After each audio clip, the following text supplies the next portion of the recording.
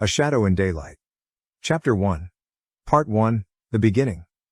Africa 1989. Marcus stood beside his father, the weight of the rifle pulling at his young arms. The cold bit at his fingers, and he longed to shove his hands into his jacket pockets for warmth, but he resisted the urge. Giving the rifle back wasn't an option. He wanted to be ready, to prove himself. His father's presence loomed large, silent but expectant, and Marcus felt the responsibility settle over him like a heavy cloak. He glanced up at his dad, who nodded toward the horizon. Whatever came to the watering hole, Marcus wanted to make sure he'd be the one to take the shot. Marcus watched his dad intently, trying to mirror every movement with precision. His father kicked the loose sand beneath his boot, sending a swirl of dust into the air, where it danced briefly before being swept away into the tall, dry grass. "We need to move," his dad said quietly, his voice low but firm. "The wind's turned, they're gonna smell us." Marcus nodded, gripping the rifle tighter. He shifted his stance, ready to follow, the weight of his father's experience guiding him through the silence. The tension of the hunt crackled in the air as they prepared to slip through the wilderness unnoticed. His dad glanced at him quickly, his voice a soft whisper, "Keep your finger off the trigger and let's move." Marcus nodded, determined to follow every instruction perfectly. He shifted his grip on the rifle, making sure his ice-cold finger stayed far from the trigger. He could feel the weight of his dad's gaze, measuring his every move. Noticing the care Marcus took to avoid mistakes, his father gave a small, approving smile. It was brief but it meant everything. "Okay, let's go," his dad said, the smile fading back into the seriousness of the moment as they started moving quietly through the grass. Marcus's dad loved the African bush. He knew almost every bird by their call, every tree by name. The wild seemed like a second home to him, a place where he moved with effortless confidence. Marcus, on the other hand, was buzzing with excitement. He could barely contain it, the thrill of finally being on a hunt almost too much to handle. He couldn't wait to say he had taken down something, to feel the pride in his father's eyes.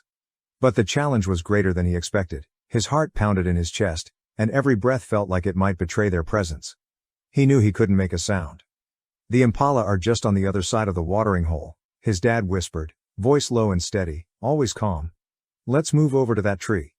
You can get a good shot from there." Marcus nodded again, the weight of the rifle feeling heavier now. His dad motioned forward, and they moved silently through the grass, each step deliberate, with Marcus following his father's lead. As they reached the tree, Marcus's dad motioned for him to rest the rifle's stock over a thick, sturdy branch. It was just high enough for Marcus to reach without straining, offering a steady position for the shot. "This is as close as we can get," his dad whispered, eyes scanning the distance. "You ready, Marcus?" Marcus nodded, breathless but determined. He couldn't see any impala yet, but that didn't matter, he was ready. His heart thudded in his chest as he focused on the rifle, fingers steady, waiting for the moment his dad had been preparing him for. He had to trust the impala were there, just beyond his sight, and that his father knew exactly where they would be. Marcus carefully rested the rifle on the tree branches in front of him, his hands steady but his heart racing. He took a few deep breaths, trying to calm his nerves.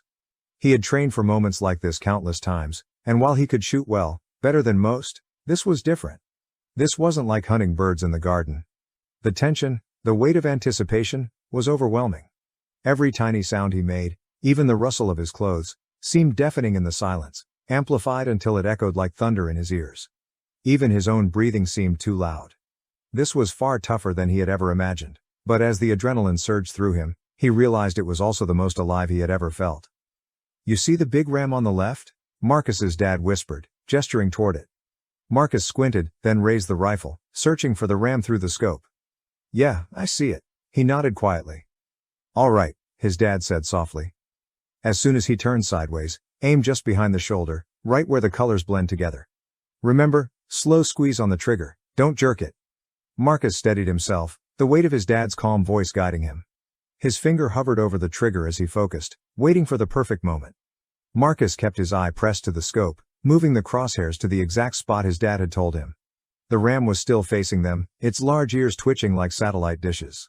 Nose lifted to catch the scents in the air. Marcus was tense, his muscles starting to ache from holding still for so long. His legs burned but he knew he couldn't move. Not now. He had to stay completely still. Time seemed to stretch, every second feeling like an eternity. Finally, the ram turned sideways, exposing its right side. Now, Marcus thought to himself, his finger tightening on the trigger. He could feel the anticipation coursing through him, his heart racing as he prepared to take the shot he'd been waiting for. But just as his finger began to squeeze the trigger, the bushes in front of them exploded with movement. In an instant the stillness was shattered. Marcus looked up from the scope, his heart sinking as he watched the chaos unfold. Animals scattered in every direction. Warthogs, impala, birds, all fleeing in a panic. Confused and a little sad, Marcus asked, "What's going on?" His small voice carried a mix of amazement and disappointment. He turned to his dad, expecting to be scolded for scaring the animals away. But instead, his dad had a wide smile on his face, catching Marcus completely off guard. "Look," his dad said, pointing just to the right of where the ram had stood. Marcus followed his dad's gesture and then he saw it, a big leopard, sleek and powerful, dragging one of the young impala. Marcus had never seen a leopard in the wild before. The sight filled him with awe, even as the sadness of missing his shot lingered. His dad, sensing his disappointment, knelt down beside him and placed a hand on his shoulder. "Don't worry, son. What you just saw, most people never experience in their whole lives. We were incredibly fortunate today. There will be more impala, more chances, but this was special." Marcus looked back at the leopard, realizing that his dad was right. It was a moment he would never forget. Part 2, Present Day. Julia had always been drawn to the outdoors, a passion that seemed at odds with her professional life as a criminal psychologist.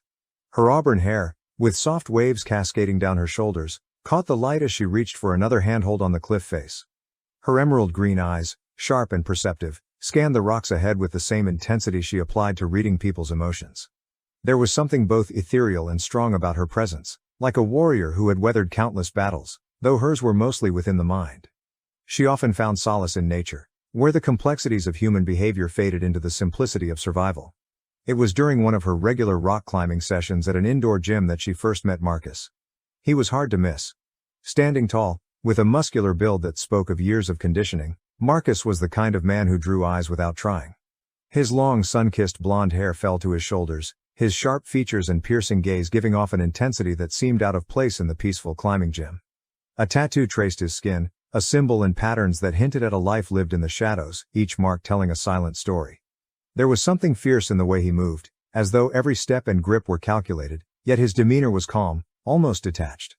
Though older than her by more than a decade, there was a calm confidence about him that Julia found reassuring. His chiseled face, with the scars and hardened expressions of someone who had seen combat, intrigued her, yet there was a warmth hidden in his eyes that told her he wasn't just a man of action but one of thought and reflection. Their connection began here, with climbing as their shared passion. They started climbing together more frequently, often taking trips into the mountains. Their conversations were light, easy, but Julia couldn't help noticing that Marcus never talked much about his past. He would mention bits and pieces about his life, but nothing too revealing. He seemed to live in the present, focusing on the next climb, the next trail. Julia, used to analyzing people, didn't push him. She respected his boundaries, though she remained curious. There was something about Marcus that she couldn't shake, a mystery she hadn't yet solved. Despite her profession, she had learned that patience was key in uncovering the truth behind people's facades, and Marcus wore his like armor. Marcus, now 39, preferred this peaceful life, away from the chaos of his past. He had seen things that most people couldn't imagine. But that was a life he had left behind, or at least tried to. Even with his powerful frame, his demeanor was laid back, and he rarely seemed to worry about much. He kept things light and carefree, and Julia enjoyed the sense of security he projected in their adventures together. Their connection deepened over time, though it remained unspoken that there was a part of Marcus's life he wasn't ready to share. She trusted him though. In their many trips together, he had always been a steady presence, someone she could count on. And that was enough for her, for now. Marcus's hands moved with precision as he gripped a crimp, an almost imperceptible ledge jutting from the rock face. His legs extended, his foot resting solidly on a small foothold, his movement smooth and effortless. He glanced down at Julia, just a few feet below, carefully positioning herself into a high step, her fingers searching for the next hold. "Need a hand with that mantle?" Marcus grinned, hanging casually by one hand from the overhang, his other arm outstretched. Julia rolled her eyes, reaching for the sloper above her. "I'm fine, show off. Besides, you'll burn out your grip if you keep pulling stunts like that." With a playful shake of her head, she clasped his hand. Marcus, with an almost ridiculous ease, pulled her up onto the ledge. Once beside him, she gave him a light shove, laughing. "Careful, next time I'll dino past you," Julia quipped, her breath even despite the climb. Yeah, sure, you'd totally nail that jump, Marcus teased, though his eyes showed nothing but pride. Reaching the summit, Marcus pulled himself up onto the rocky plateau, offering Julia his hand as she cleared the final ledge. They stood side by side, catching their breath, taking in the breathtaking view below. The sun hung low on the horizon, casting a golden glow over the valley. Trees stretched for miles, their canopies a blanket of green, and in the distance, a waterfall cascaded gracefully into the shimmering river below. Julia let out a small, contented sigh, leaning into Marcus as they watched the sun dip lower. It's perfect up here. Marcus nodded, pulling her closer. Yeah, doesn't get much better than this. The light slowly faded, and the orange hues of the sky deepened. As the last traces of sunlight disappeared, they made their way down to their camp, where a small fire crackled warmly, casting soft shadows around them. Sitting beside the fire, Marcus stoked the flames with a stick, the occasional pop of embers rising into the night air. Julia sat across from him, her face illuminated by the firelight, her eyes reflecting the dancing flames. We could do this every day, you know, she said softly, a smile playing at the corner of her lips. Find a little piece of land somewhere quiet, just the two of us. We could build something. Maybe a cabin or a house near the woods.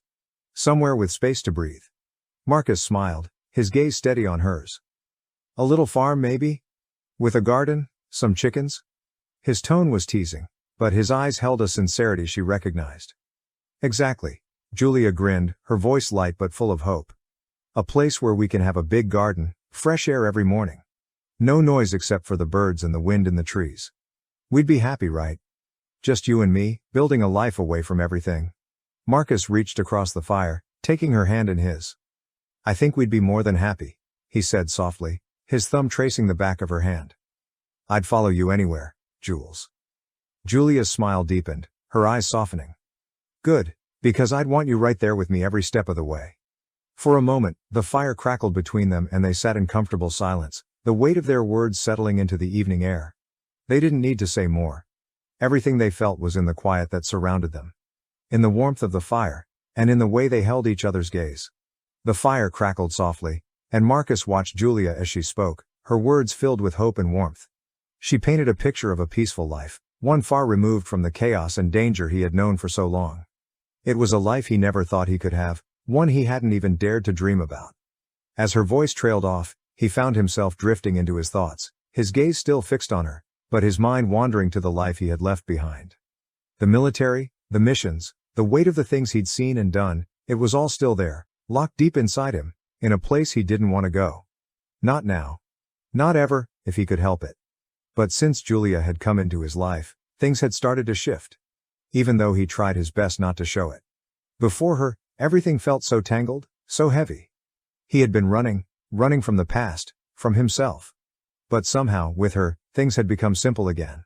Clear. He didn't need the noise, the adrenaline, or the constant chaos anymore. He didn't want it. Julia had brought light back into his world, a kind of warmth he hadn't felt since before everything went wrong. He never talked about it, or the way he'd buried that pain deep down, hoping to forget it. And he wasn't ready to bring it up now. Not yet. But here, sitting with her under the stars, watching the fire flicker in her eyes, he felt something he hadn't felt in years. Peace. He just wanted things to stay this way. Simple. Uncomplicated. Safe. Julia looked over at him, her smile softening as she noticed the quiet thoughtfulness in his expression. What are you thinking about? She asked, her voice gentle. Marcus blinked, coming back to the moment. He smiled, shaking his head slightly. Just how good it feels to be here. With you. Her smile grew, and she leaned closer, her hand resting on his. It's where you're supposed to be. Marcus squeezed her hand, the warmth of the fire reflecting the warmth he felt inside.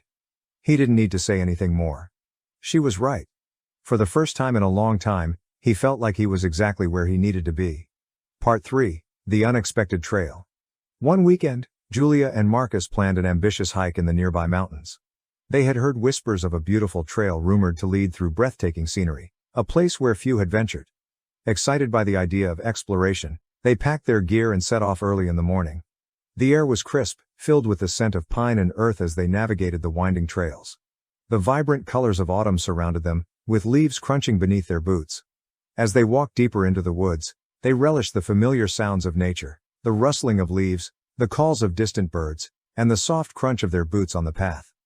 "This is what hiking is all about," Julia said, taking a deep breath of the fresh mountain air. Marcus smiled, his eyes scanning the trail ahead. "You can't beat the feeling of being out here. Just us and the wilderness." They pressed on, enjoying the challenge of the rugged terrain. After a while, they came across a rocky outcrop, and at its base, they spotted the entrance to a cave. A weathered sign hung above the opening, warning, "Danger, enter at your own risk." Julia frowned, tilting her head in curiosity. "Should we check it out?" Marcus studied the cave entrance. "Let's take a look. Just keep your guard up." As they approached, a rumble of thunder echoed in the distance, the sky darkening ominously. Suddenly, rain began to pour down in sheets, drenching them in seconds. "We might not have a choice now," Julia shouted over the storm. "We'll get soaked if we don't go in." Marcus nodded, and they hurried inside, grateful for the shelter. Once inside, they shook off the rain and switched on their headlamps, illuminating the damp stone walls. The air was cool and musty, and the sound of dripping water echoed in the darkness. As they ventured deeper, they began to notice strange markings etched into the walls, ancient symbols that seemed to pulse with a mysterious energy. Julia ran her fingers over the carvings, intrigued. "What do you think these mean?" she wondered aloud. "I'm not sure," Marcus replied, his focus unwavering as he studied the symbols. His calm demeanor was striking against the chaos outside. "But they look old. Someone put a lot of effort into these." Julia glanced at him, noticing how unfazed he appeared by the sudden turn of events. While she felt the weight of the storm outside and the strange atmosphere of the cave pressing in on them, Marcus seemed steady and composed, as if he were accustomed to navigating uncertain situations. "Are you all right?"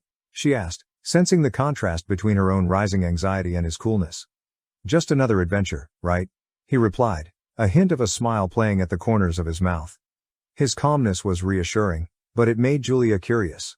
She couldn't help but wonder what lay beneath his surface. What experiences had shaped this man who faced danger with such ease?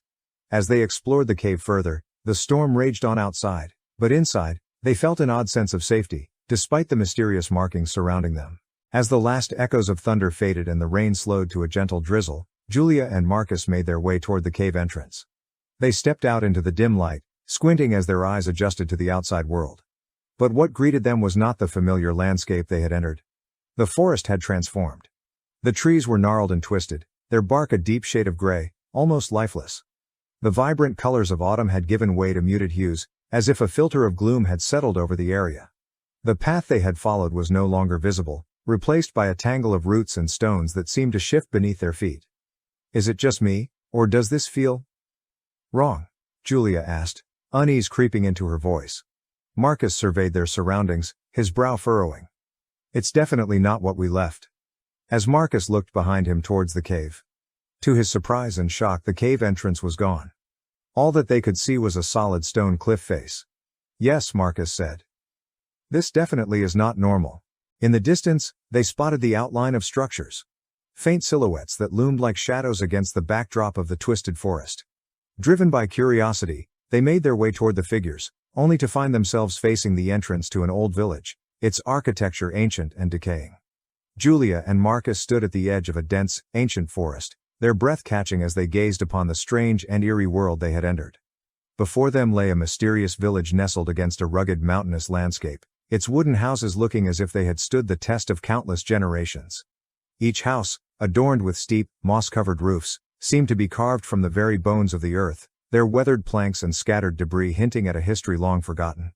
In the heart of this village, a larger, more elaborate building dominated the scene. Perched on a higher elevation and shrouded in mist, this central structure with its multiple peaked roofs and intricate wooden architecture, exuded an almost Gothic, fantastical presence. It stood like a sentinel, watching over the village with an air of ancient mystery. The surrounding mountains loomed large and imposing, their jagged peaks piercing the low-hanging dark clouds. The atmosphere was damp and misty, as if the very air was heavy with secrets and untold stories. Shafts of ethereal light broke through the clouds, casting an otherworldly glow on parts of the village and the rugged terrain. Tall, sparse trees dotted the landscape, their twisted branches reaching out like skeletal hands. The overall scene was one of wild, untamed beauty, a stark contrast to the structured, ordered world Julia and Marcus had left behind. Every element of this new world seemed designed to evoke a sense of intrigue and foreboding, drawing them deeper into its enigmatic embrace. As Julia and Marcus took in this breathtaking view, a mix of awe and unease washed over them. This village, with its haunting beauty and mysterious aura, was their first glimpse into the strange and unknown world they now found themselves in. The journey ahead promised to be as unpredictable and wondrous as the scene before them. "Where do you think we are?" Julia whispered, glancing at Marcus, who seemed deep in thought. "I don't know, but it feels like we've stepped into another time," he replied, his eyes scanning the area. "Stay close to me." As they walked further into the village, a feeling of being watched settled over them, the oppressive silence amplifying their unease. Each turn brought new streets and alleyways that seemed to stretch endlessly, as if the village was expanding around them. "This is weird," Julia said, feeling a shiver run down her spine. "It's like we're in a maze that keeps changing." Marcus nodded, but there was a glint of intrigue in his eyes. "Let's see what we can find." They wandered deeper into the village, passing by dilapidated houses and crumbling walls adorned with peculiar carvings. Strange symbols reminiscent of those they had seen in the cave seemed to repeat here, as if the very essence of the cave had seeped into this place. "Do you think there are people here?" Julia asked, her voice barely above a whisper. Just as she spoke, they caught sight of movement out of the corner of their eyes. Figures darted between the shadows of the buildings, too quick to be clearly seen. "Did you see that?" Julia exclaimed, gripping Marcus's arm. "Yeah," he said, tension creeping into his voice. "We should keep moving, whatever this place is, it feels off." As they continued through the winding streets, a low mist began to rise from the ground, wrapping around their ankles and obscuring their view. The village felt alive, as if it were shifting and breathing around them. They had ventured into a realm that defied logic and reason, and the strangeness only seemed to intensify with every step. Finally, they emerged into a clearing, where the massive mansion towered above them, its architecture bizarre and otherworldly. The building appeared both regal and menacing, with tall spires reaching into the overcast sky. Its walls were covered in creeping vines, but the stones themselves seemed to shimmer with an unnatural light. The mansion looked out of place, dominating the village like a sentinel watching over its secrets. Glistening gargoyles perched on the edges of the roof, their expressions frozen in time, adding to the unsettling aura surrounding the place. "What do you make of that?" Julia asked, her voice a mix of awe and fear. "I think that's where we need to go," Marcus replied, stepping forward, curiosity piqued despite the lingering dread. "It's at the center of all this, maybe it holds the answers we're looking for." Julia nodded, her heart racing as they approached the mansion, the air thick with anticipation. Whatever lay beyond those doors, they knew they were one step closer to unraveling the mysteries of this strange village. The heavy ornate doors of the mansion creaked as Marcus pushed them open. The moment they crossed the threshold, both Julia and Marcus paused, taken aback. The space inside the mansion was impossibly vast, far larger than it appeared from the outside. The ceiling soared high above, and a grand staircase spiraled upward to multiple floors. The air felt heavy, almost oppressive, carrying the scent of aged wood and dust. The architecture was a strange blend of Gothic and modern, with tall archways, dimly lit chandeliers, and walls adorned with faded portraits whose eyes seemed to follow their every move. Shadows flickered and stretched unnaturally as if the dim light was being bent and twisted by an unseen force. Julia couldn't shake the sensation of being observed, and it wasn't just from the paintings. Her background as a criminal psychologist had taught her to trust her instincts, and they were screaming at her now. The mansion had a way of playing with her mind, and the psychological pressure weighed on her more heavily with each passing moment. "This place is something else," she muttered, her voice echoing in the large hall. Marcus remained quiet, scanning the room with an intensity that went beyond mere curiosity. His mind was racing, processing every detail. While Julia was attuned to the atmosphere and emotions, Marcus's military training took in the surroundings with a different kind of precision.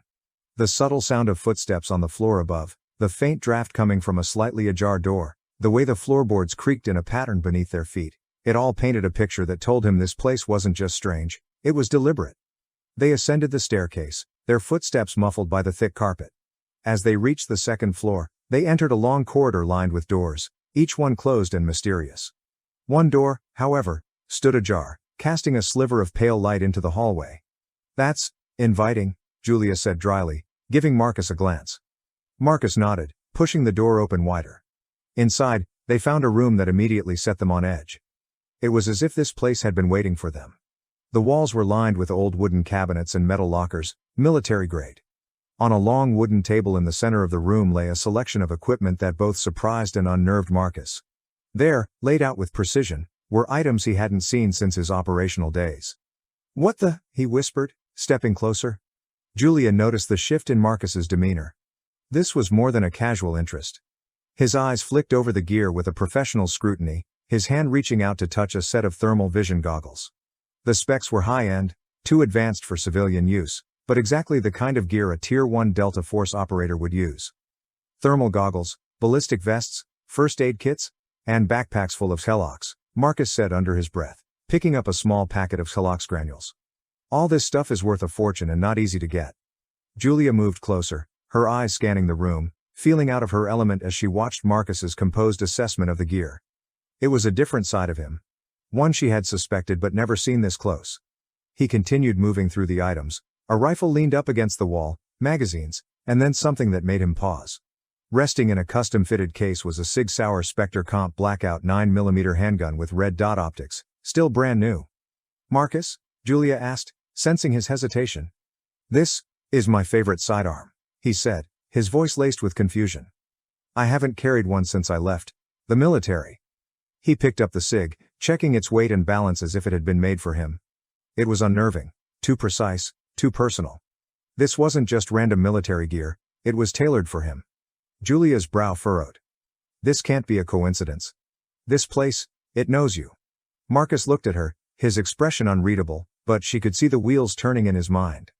The discovery of the Sig, so carefully placed, was a sign that something, or someone, was watching them, aware of who Marcus was, down to his preferences. It was no longer just a creepy mansion. It felt like a trap, a carefully laid one. Julia, her criminal psychologist instincts kicking in, took a deep breath. "This is planned. Everything about this is methodical, intentional. They've put these things here for you, for us. Whoever is behind this knows more than they should." Marcus nodded, his eyes still on the Sig. "Yeah. And that makes this place a whole lot more dangerous." Marcus hadn't spoken much about his past, not to Julia, not to anyone. But standing in that eerie mansion, staring at the gear that seemed tailor-made for him, memories of his life before this strange place began to surface. He had a happy childhood, born into a family that had everything: wealth, love, and stability. His parents doted on him, and there was never a day he felt unsafe or unsure of his place in the world. The family business, a global enterprise, was set to be passed down to him eventually, but at 17, none of that seemed to matter. His world was secure, and he didn't have to think much about the future. But everything changed the year his parents died. Their small private jet went down during a business trip, and in an instant, Marcus's perfect life crumbled. He could still remember the phone call, the way his world shifted as the news hit. The wreckage of the jet was found, but there were no survivors. It was like his whole foundation had been ripped from beneath him. With no parents and no sense of direction, Marcus was adrift. At 18, he wasn't yet old enough to inherit his family's business, so he chose to escape. He heard about the Junior SEALs program, something that promised both an escape and a challenge. It was the Navy's way of preparing future elite soldiers, and Marcus signed up without hesitation. That world suited him. Flying in helicopters, jumping out of airplanes, pushing his body and mind to their limits, it was the exact opposite of the safe, sheltered life he'd known. Soldiering came naturally to him, and the discipline and camaraderie of military life filled a void he didn't know he had. As the years passed, he rose through the ranks, becoming part of an elite Delta Force unit, where he saw and did things most people could never comprehend. But he left that life behind, or at least, he thought he had. As Marcus's thoughts drifted, he and Julia made their way through the strange mansion, exploring its many rooms. They were on edge but didn't let the growing tension overwhelm them. They hadn't been alone long before they heard voices, a man and a woman, coming from just down the hallway. Cautiously, they moved toward the sound, and when they turned the corner, they came face to face with two new hikers. The woman, Amber, was in her late 20s, with sharp eyes and a no-nonsense demeanor. Her clothes were worn from travel, suggesting she'd been wandering for some time. Lucas, a few years older than Amber, had the rugged look of someone used to the outdoors but carried an air of mystery around him. "Who are you?" Julia asked, her voice steady but curious. "We were about to ask the same thing," Lucas replied, his tone wary. Marcus's instincts kicked in immediately, sizing them up in a second. He couldn't tell much about them yet, but something told him they weren't ordinary hikers either. Like Julia and him, they seemed more prepared than most for something like this. "We're lost," Amber said bluntly. "No idea how we got here. We were hiking, and then this." Lucas nodded. Everything seemed normal until it wasn't. Marcus exchanged a glance with Julia. Their stories seemed matched, and yet something felt off. They hadn't revealed much about themselves, and Marcus knew better than to ask too many questions too soon. Amber and Lucas were an unknown variable, and in a place like this, that could mean anything. Part 7: New Faces, Old Secrets. Julia studied Amber and Lucas as they stood in the dim hallway of the mansion. They seemed like they could handle themselves, but that didn't mean they weren't a potential risk. Given the strange nature of this place, it was hard to trust anyone. "Have you two found any supplies?" Julia asked, keeping her tone light but her curiosity sharp. Amber shook her head. "No, just locked rooms and creepy hallways. This place is a nightmare." "You?" Julia nodded slowly. "We found some gear. A few things that looked like they were meant for us. It was strange." Lucas's brow furrowed. "Meant for you? What kind of things?" Lucas, a renowned trauma surgeon, stands tall and lean, with the quiet intensity of someone who's spent years saving lives under pressure. His sharp, angular features give him a serious look, with piercing blue eyes that seem to be constantly assessing every detail around him. His dark hair is slightly unkempt, with a few strands of gray starting to appear at the temples, hinting at the stress and experience he's endured. His hands are steady and precise, surgeon's hands, capable of incredible delicacy even in the most dire situations. There's a faint scar running along his jawline, adding a rugged edge to his otherwise professional appearance. Though he's calm under pressure, his face often carries a subtle, haunted expression, evidence of the countless lives he's seen hang in the balance. Before Julia could elaborate, Marcus stepped in, his tone casual but with a noticeable undercurrent of authority. "Don't worry about it. It's best if you don't go looking for that room." Lucas's eyes narrowed slightly, picking up on the tension in Marcus's voice. "What's in there? You hiding something useful?" Marcus's expression didn't change, but there was something in his eyes, something that told Julia he was taking stock of the situation, preparing for something no one else was quite aware of. She had seen this side of him before in stressful situations, calm, controlled, and unflinching. "Just trust me," Marcus said with a half smile. "You don't need to be in there. Stick with us, and we'll figure things out." Amber crossed her arms, clearly skeptical, but she didn't press the issue. Amber grew up on her family's ranch in Texas, the kind of place where hard work and resilience were second nature. As a prom queen, she was well-built and effortlessly beautiful, though she never seemed to realize it herself. Her friendly, down-to-earth nature, shaped by the countryside, made her approachable, but her sharp intelligence set her apart. People often underestimated her, mistaking her beauty for lack of substance, but Amber was far more focused and capable than she let on. Her path crossed with Lucas during a chaotic shift in the ER. He was the trauma surgeon, and she was the trauma nurse, both thrown into a high-stakes situation involving a multi-vehicle crash. Amber's quick thinking and calm under pressure caught Lucas's attention. They became an unstoppable team in the operating room, their bond forged in life-or-death moments. While Lucas was quiet and intense, Amber balanced that with her steady, no-nonsense attitude. Over time, they developed a mutual respect, their connection deepened by the unspoken understanding that comes from saving lives together. Despite the tension and chaos around them, Amber remained grounded, unfazed by the pressure, as if her upbringing on the ranch had prepared her for this in some strange way. There was something about Marcus's tone that discouraged argument. Julia knew better than to question Marcus when he spoke like this. She didn't know the full story of his past, only that he'd been in the military. He didn't talk about it much, and she never pried. To her, he was just Marcus, her climbing instructor and the man she had fallen in love with. But moments like this made her wonder just how much more there was to him. "Let's keep moving," Marcus added, nodding toward the staircase that led deeper into the mansion. As they walked, Julia's mind kept circling back to what Marcus had said. He didn't want anyone in that room, not because of the supplies, but because of something else. She would have to ask him later, when they were alone, though she doubted he would give her more than a vague answer. Marcus had always kept certain parts of himself locked away, and it was becoming clearer that those parts might be the key to understanding what was happening here. The mansion stretched out before them like a labyrinth, with door after door leading to nowhere. Every room they tried was locked, as if the place itself was picking and choosing what they could see. The halls seemed endless, twisting into shadowy corridors that played tricks on the mind. Despite their best efforts, the mansion kept its secrets hidden. Marcus tried another handle, this one at the far end of the hall. It didn't budge. "This place is a maze," he muttered, frustration lacing his voice. Julia frowned. "It's like it wants to keep us out of certain areas." Just as they were about to turn back, Amber called from down the hall. "Hey, over here," I think we found something. They hurried over to where Amber and Lucas stood, staring at an open door. Inside, the room was fully lit, the warm glow of lamps casting long shadows against the walls. But it wasn't just the light that drew them in. It was the contents of the room. Amber stepped inside cautiously, her eyes darting around. The room was filled with medical supplies, neatly organized on shelves. Boxes of sterile gloves, first aid kits, surgical instruments, and medications lined the walls. Julia's eyes landed on a hospital-grade defibrillator and a set of advanced trauma care equipment. "Is this?" Julia began, but her voice trailed off as the reality of what they were seeing sank in. Amber moved toward the supplies, her face a mix of disbelief and recognition. This is for me," she whispered, touching the edge of a sterile field kit. "Everything I'd need. It's all here." Lucas's eyes scanned the room, lingering on the more advanced surgical tools, the kind only someone with his expertise would know how to use. "Whoever put this here knew exactly who we are," he said, his voice tight. "This setup, it's for us." Julia and Marcus exchanged a glance, the shock and disbelief on Amber and Lucas's faces all too familiar.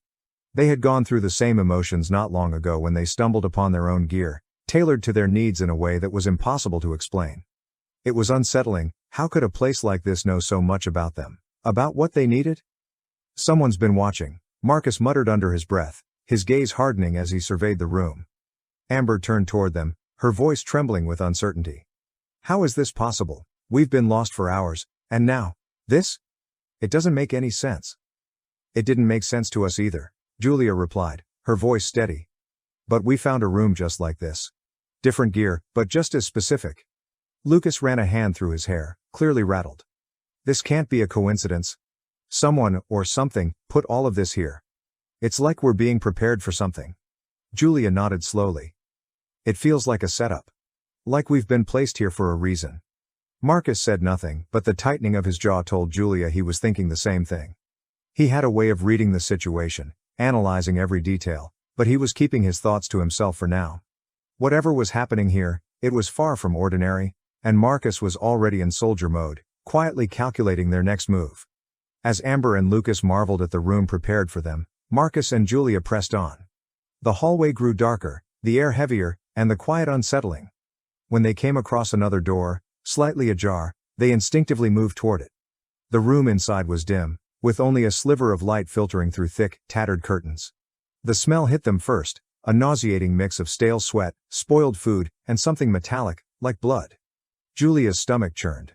Her eyes roamed over the mess: wrappers, half-eaten meals, empty takeout containers, and piles of dirty clothes haphazardly thrown across the furniture. It was clear someone had been living there for weeks, maybe longer. Julia stepped carefully, avoiding the worst of the debris. On a small table next to the unmade bed, bottles of medication lay scattered and knocked over, their contents spilled. She crouched, picking one up and frowning as she read the label. "Antipsychotics," she muttered under her breath. Her fingers brushed across more bottles. "SSRIs, strong antidepressants." She didn't need her criminal psychologist training to understand what this cocktail of medication meant. Whoever had been living here wasn't just messy. They were volatile. Her pulse quickened as she stood, putting the bottle back on the table. She could feel the weight of something dark hanging over the room. From outside the door, a voice suddenly echoed down the hall, raspy and edged with paranoia. "Hey, what the hell are you doing in there?" Marcus stiffened, immediately alert, and moved toward the doorway. Julia froze, her hand still on the bottle, her heart racing. Slowly, the door creaked open, revealing a man standing in the dim hallway. He was gaunt, with dark circles under bloodshot eyes, his clothes disheveled and too large for his wiry frame. His hand shook slightly, his jaw clenched like he was holding something back. His eyes darted around the room, frantic and suspicious. You shouldn't be in here," Mike muttered, his voice hoarse, edged with a manic energy. "You don't know what you're messing with." Marcus didn't move, his posture relaxed but his gaze sharp, assessing. Julia, holding the empty bottle, tried to calm her breathing. She recognized the signs instantly: withdrawal, paranoia, the erratic behavior. Mike was unstable, and the last thing they needed was to push him over the edge. "We don't want any trouble," Julia said softly, her voice steady. She put the bottle down carefully, keeping her movements slow. "We're just passing through." "Trouble?" Mike's laugh was hollow, almost hysterical. He took a shaky step into the room, his eyes wild. "Trouble's already here. This place, it messes with you. It gets inside your head, man. You think you're safe? You're not. None of us are. Marcus took a step forward, his voice calm and controlled. Mike, we're not here to hurt you. We're just trying to figure out what's going on, same as you. But Mike wasn't listening. He stumbled toward the bed, knocking over the table as he clutched his head with both hands. It's already too late. You don't get it? You're trapped, man. Just like me?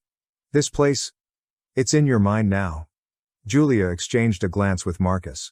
Mike was spiraling, and there was more to this than just drug withdrawal.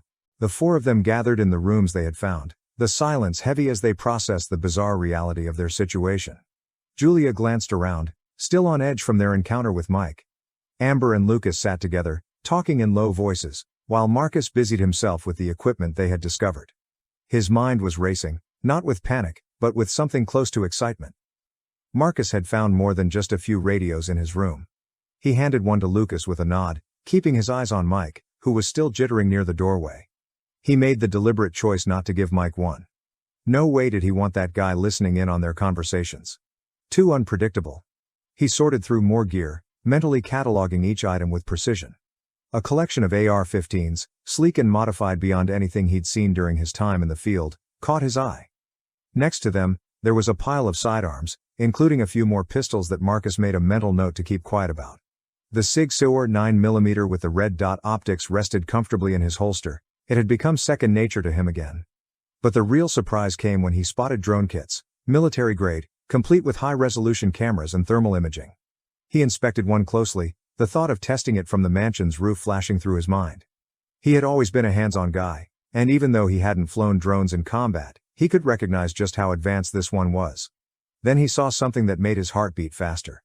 Sniper rifle setups he had only ever read about.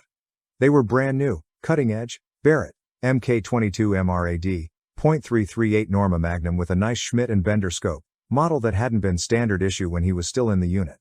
The long-range precision, the advanced optics, and the sleek design filled him with a sense of eagerness he hadn't felt in a long time.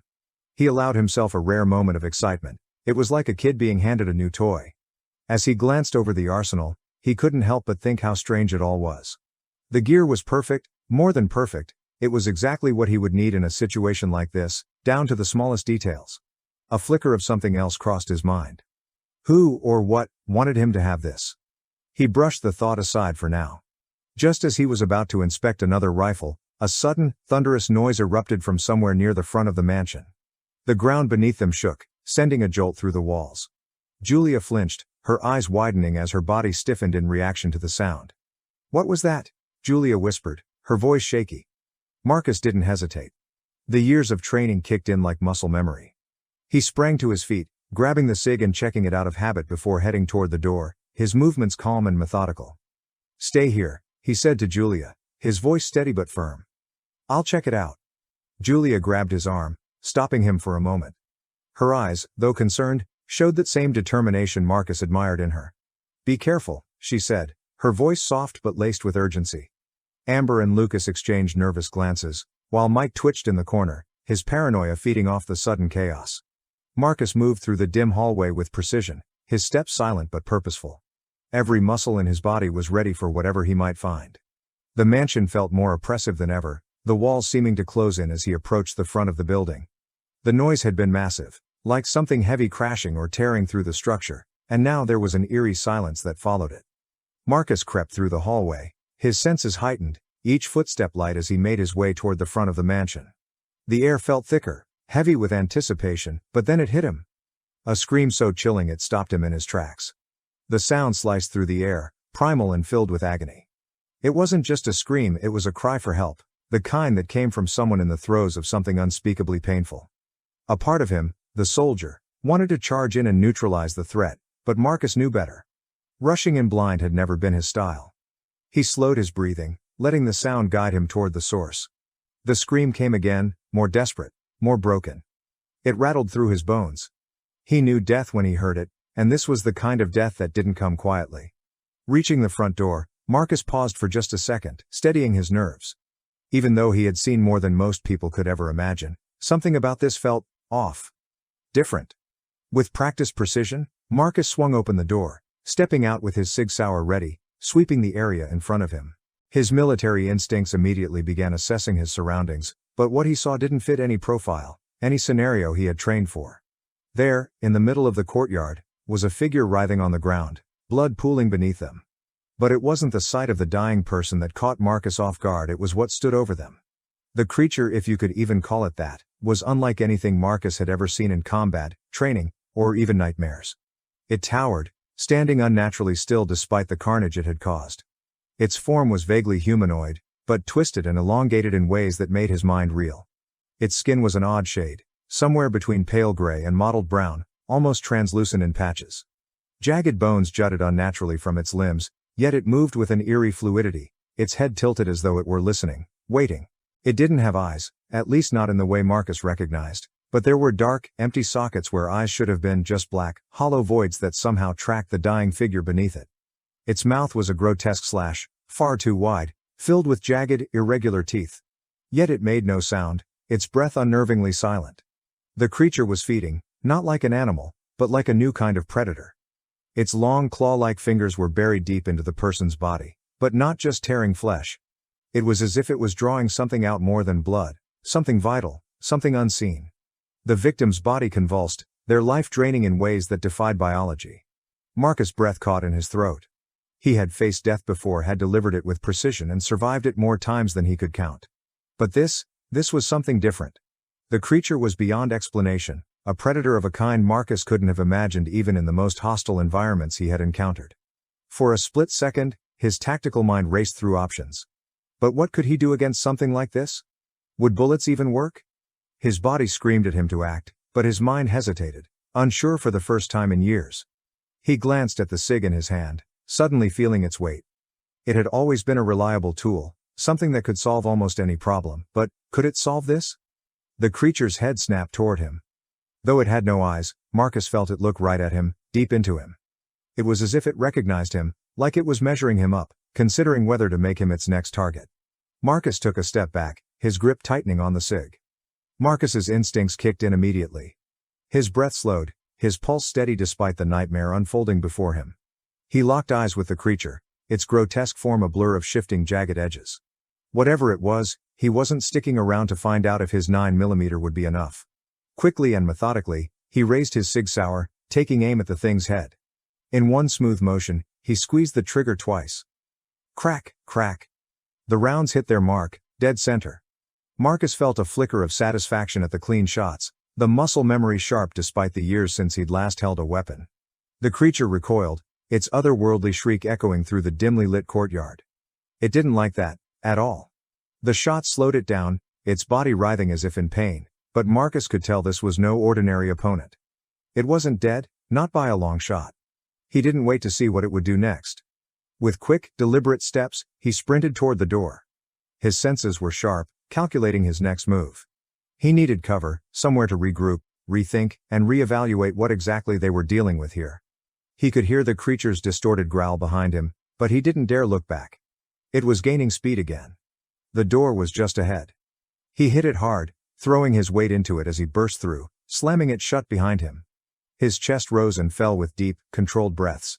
Marcus could hear the creature clawing on the other side, but for now, he was safe. He had slowed it down, but not for long. Whatever this thing was, it wasn't human, and those rounds weren't enough to put it down for good. Get it together, he muttered under his breath, eyes darting around the room, searching for anything he could use to barricade the door. The mansion was toying with them, and if this was the kind of game it wanted to play, Marcus knew he'd need more than just a 9mm. He might even need all that gear back in the room he didn't want the others to know about.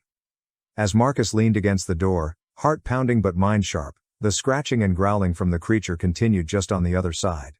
The door was wooden, old, and worn. By all logic, it should have given way already. But it held firm, the creature seemingly unable to break through.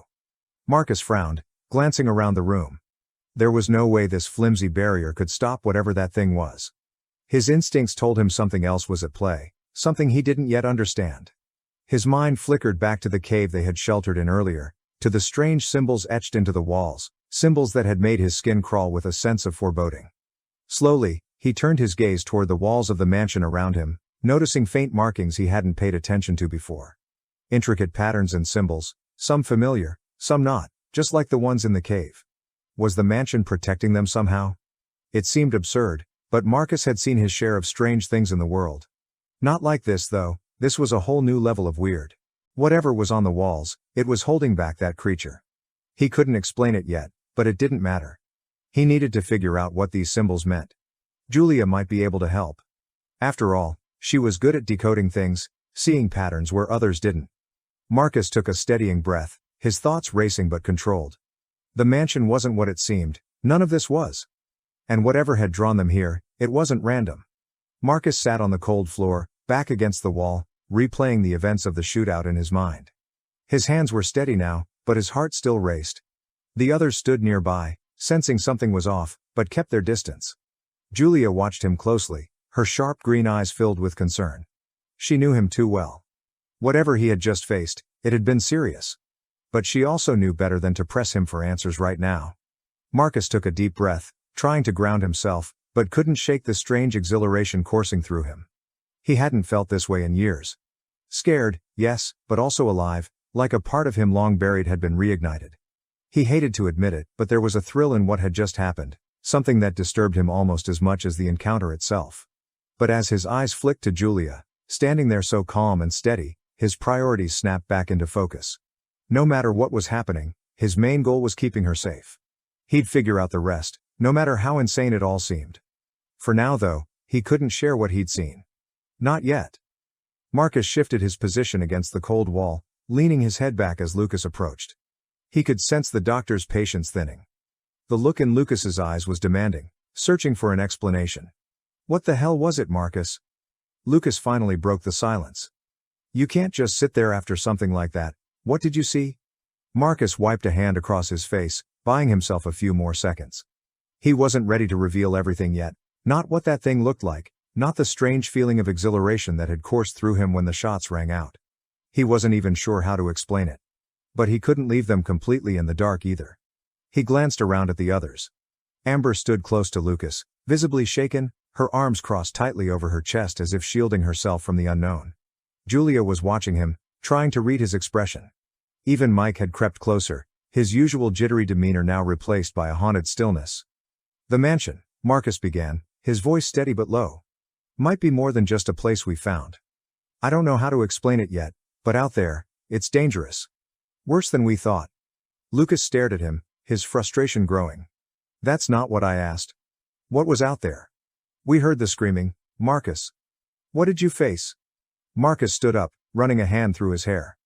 Look, I don't know exactly what it was, he admitted, his eyes hardening. It wasn't human.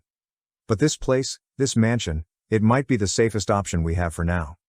The safest option? Lucas shot back, incredulous. You're telling me this house is a haven? How can you say that after whatever just happened out there? Marcus locked eyes with him. Because I've seen enough horror out in the world to know when something's worse than the rest. Whatever's out there. His gaze flickered briefly to the front door. Is hunting, and I don't think it's done yet. The room fell silent for a beat as Marcus's words sank in. Lucas's jaw tightened, but he didn't argue further. Amber and Mike exchanged uneasy glances, and Julia's eyes were still fixed on Marcus, her concern deepening.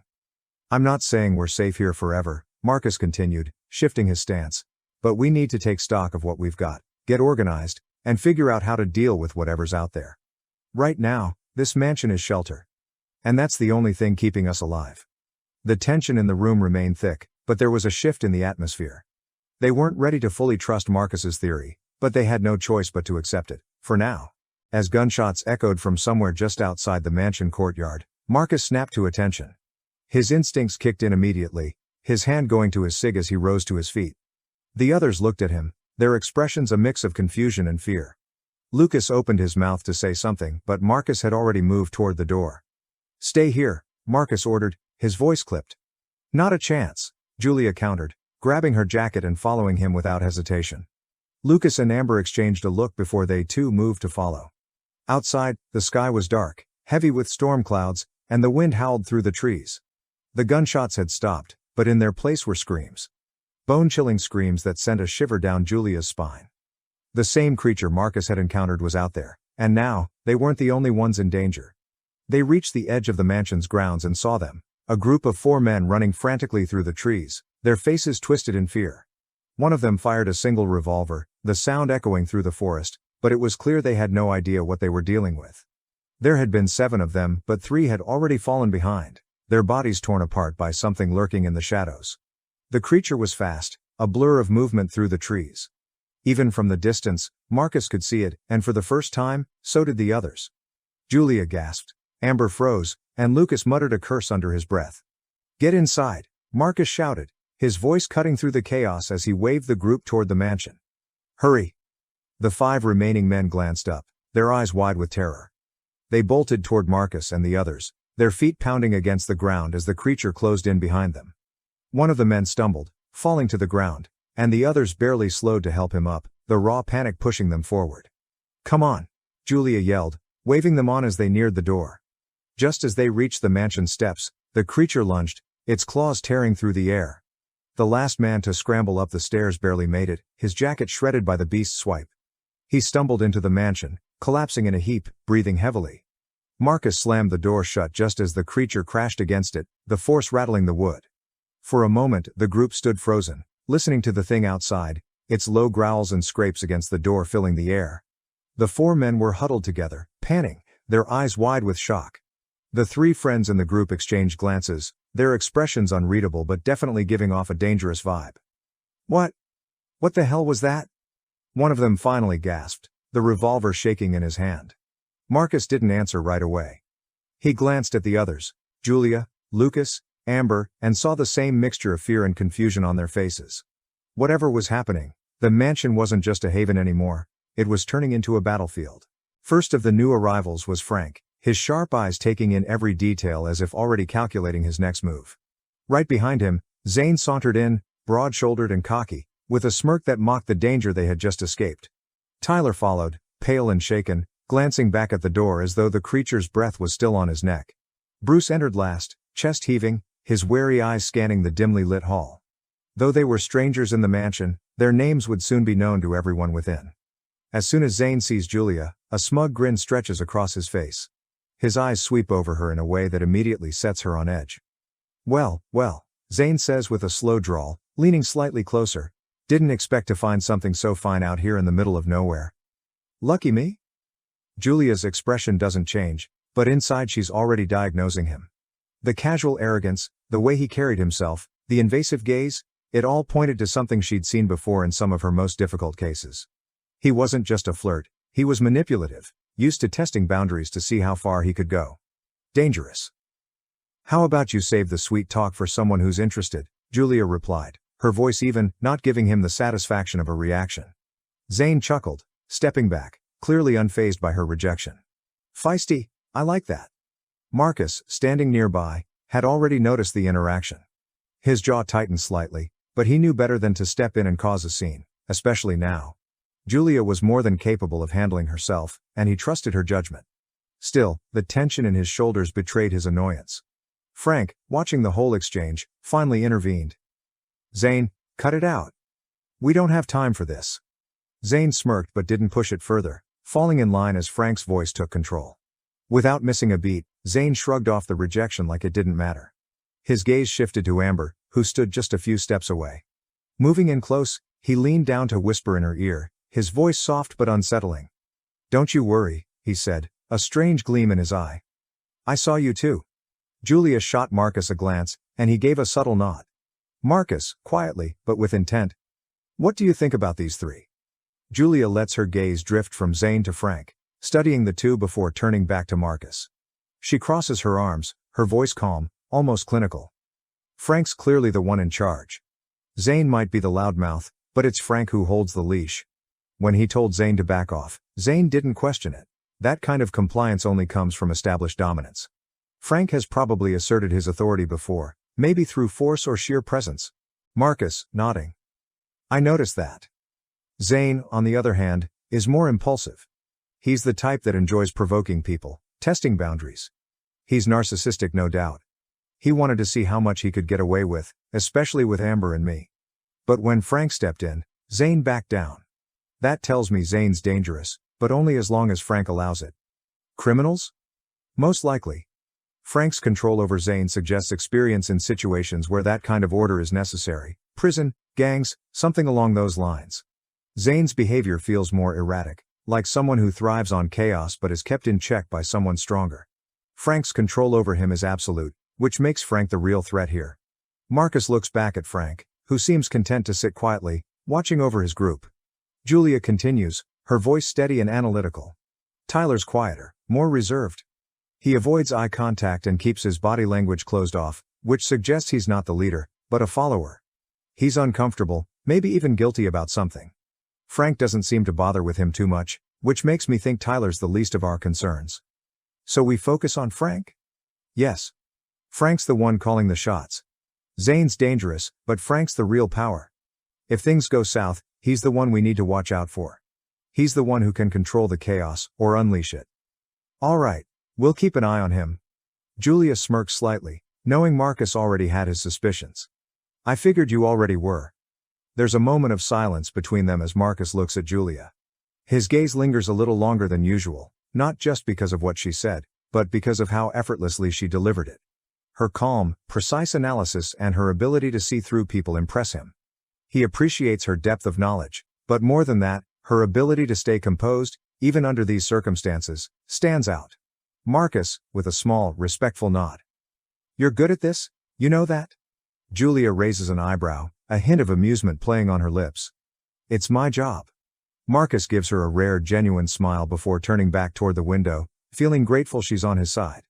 The other man from the group stood near the door, still in shock and trembling from the ordeal he had just faced outside.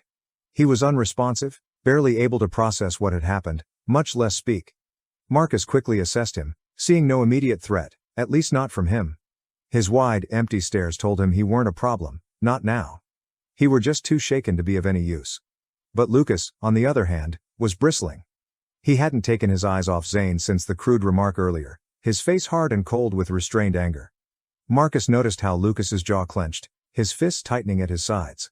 There was more to him than Marcus had initially thought, and this reaction to Zane told Marcus something valuable.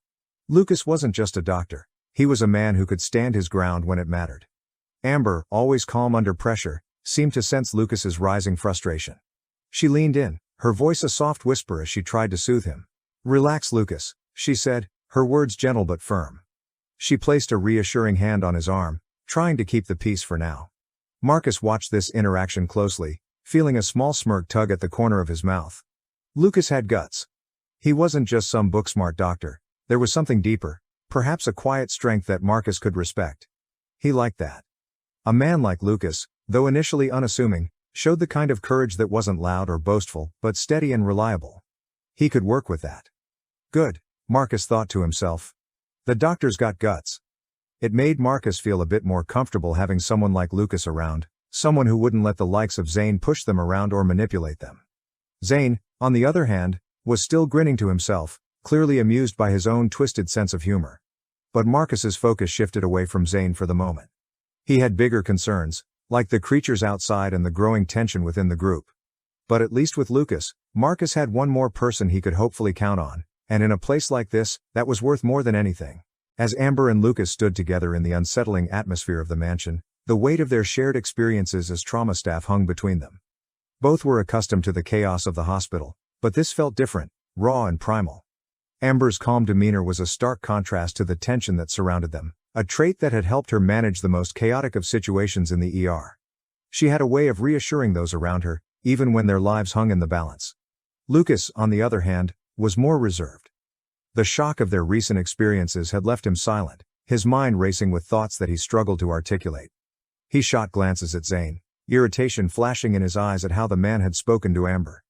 He knew that in the hospital, they relied on each other, and here, in this strange place, that bond was more vital than ever. Amber?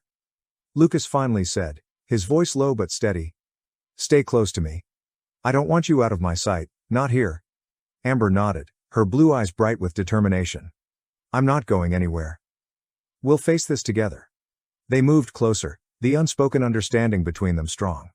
Amber appreciated Lucas's protective instincts, and she knew that his medical expertise would be essential if anything went wrong. But there was also a part of her that wanted to reassure him, to remind him that they were a team both inside and outside the hospital. As the tension in the room escalated, she whispered, "Just focus on us. We can handle whatever this is, as long as we're together." Lucas looked at her, a flicker of gratitude passing through his features. In that moment, Amber felt a surge of resolve. No matter how daunting the situation became, they would navigate it side by side. Marcus turned to Frank, his curiosity piqued.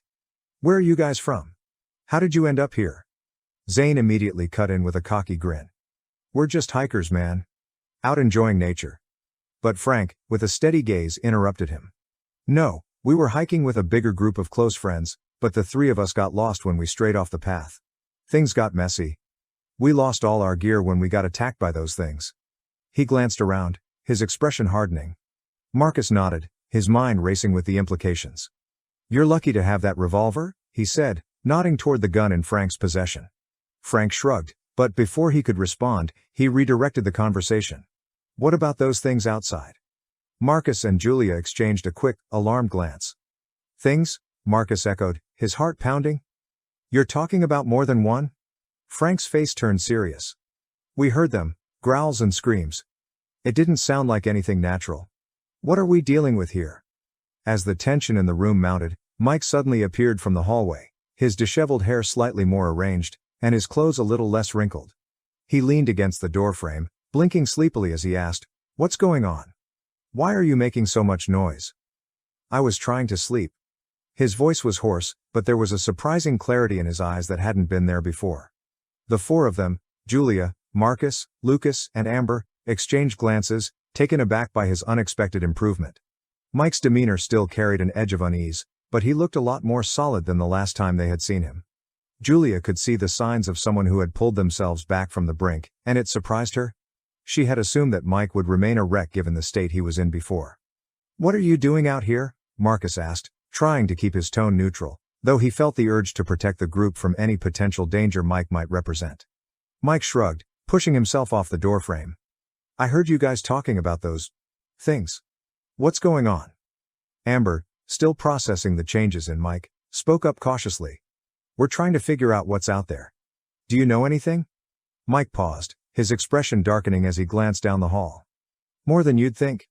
You're not safe out there. Not with those things hunting." Mike looked at them, a calm yet bewildered expression on his face. "I don't know shit," he said, his voice steady but laced with an undercurrent of confusion. "All I can say is I was being hunted by mushrooms and colorful shit for 2 days. I don't even remember how the fuck I got here." His admission hung in the air, adding a surreal layer to the already strange situation. The others exchanged glances, uncertain how to respond. "Wait, what do you mean hunted by mushrooms?" Lucas asked, skepticism evident in his tone. Mike shrugged, his hands gesturing helplessly. "I wish I knew. One moment, I was somewhere else. Then I woke up here. I think I was on some kind of dig-time drugs, maybe not even taken by me but given to me. I don't remember anything clearly." He ran a hand through his hair, his eyes darting around the room as if searching for the missing pieces of his memory. Amber took a step closer, concern flickering across her face. "You mean someone drugged you?" "Could be," Mike replied, his voice softening. "All I know is I'm way more clueless than you guys probably imagined." He leaned against the wall, visibly more solid than before but still on the edge of something dark. "I'm just trying to piece together what's real and what's not." Suddenly, Mike looked up at the group, his expression shifting from confusion to casual curiosity. "So, where can I buy some food?" he asked, as if they were discussing the lunch menu at a cafe rather than the bizarre circumstances surrounding them. Without waiting for a response, he turned around and strolled down one of the mansion's eerie hallways, hands casually tucked into his pockets, as if he were having a Sunday stroll at the local mall. The stark contrast between his relaxed demeanor and the tense atmosphere left the rest of the group in stunned silence. Julia exchanged a glance with Marcus, her brows furrowed. "Is he serious?" "Seems like it," Marcus replied, his voice low, his instincts on high alert. "Let's hope he doesn't get too lost." Lucas shook his head, clearly frustrated. "We need to stick together, this place is not safe." Amber sighed, watching Mike disappear around a corner. "We should follow him. Who knows what he'll stumble into?" With a shared understanding of the necessity to keep an eye on Mike, the group moved to follow him, the sense of unease growing with each step they took deeper into the mansion. As the group cautiously trailed after Mike, Marcus's focus shifted when he noticed Taylor, one of the group, snooping around the mansion lobby, his eyes scanning the rooms and hallways. Marcus's instincts kicking in again, He couldn't risk Taylor stumbling onto the cache of military equipment he'd found earlier. Marcus felt an unsettling urge to ensure their temporary haven remained secure. He turned and made his way back towards the room he and Julia had initially explored, his eyes scanning for something, anything, that could provide a semblance of safety. It was then he spotted a large, peculiar-looking key resting on a nearby table. Curiosity piqued, he picked it up, feeling the weight of it in his hand. Its intricate design hinted at a level of craftsmanship that was far beyond what he'd seen in everyday life. This key had a story, and he was determined to discover it. With a swift motion, he made his way to the door of their room, heart racing as he inserted the key into the lock. To his surprise, the key slid in with an ease he hadn't anticipated, turning smoothly as if it had been waiting for him all along. Marcus couldn't help but admire the lock's construction. He had spent years mastering the art of lockpicking, familiar with all shapes and sizes of locks, but this one was different. It was a marvel of engineering, far more advanced than anything he had encountered before. As the click of the lock echoed softly in the air, a sense of relief washed over him. At least for now, they had some control over their environment. He turned back to the group, his thoughts racing. The implications of this key, along with the criminals they were dealing with, filled him with a mix of concern and fascination. This place held secrets, details that the average person would never understand. Got it locked, he announced to himself, a hint of pride in his voice, yet the unease lingered in the back of his mind. I should keep an eye on Mike and figure out what's going on here. Part 14, The Bus Ride. Later that day, as all of them sat uncomfortably in the massive lobby of the creepy mansion, Marcus and the others engaged in conversation with Frank, it became increasingly clear that the trio's story didn't add up.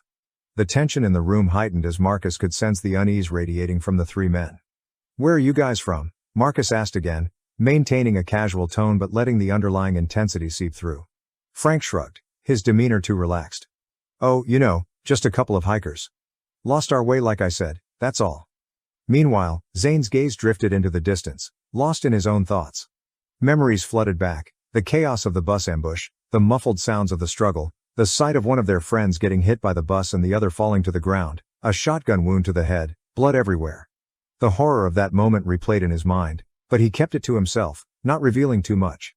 Marcus pressed on, sensing the tension. What really happened out there? Frank shifted uncomfortably, avoiding eye contact, while Zane continued to recall the gruesome details. They barely managed to escape, fleeing into the mountains with only one revolver left, the aftermath of desperation and violence lingering in his mind. Before he could delve deeper into his thoughts, a distant sound shattered the tension. A scream echoed outside. What was that? Lucas murmured, his eyes darting toward the door. Stay put, Marcus commanded, though the urgency of the situation drew everyone's attention outside. Suddenly, Mike appeared from the hallway, looking significantly more alert than before. What's all this noise? He asked, irritation lacing his voice.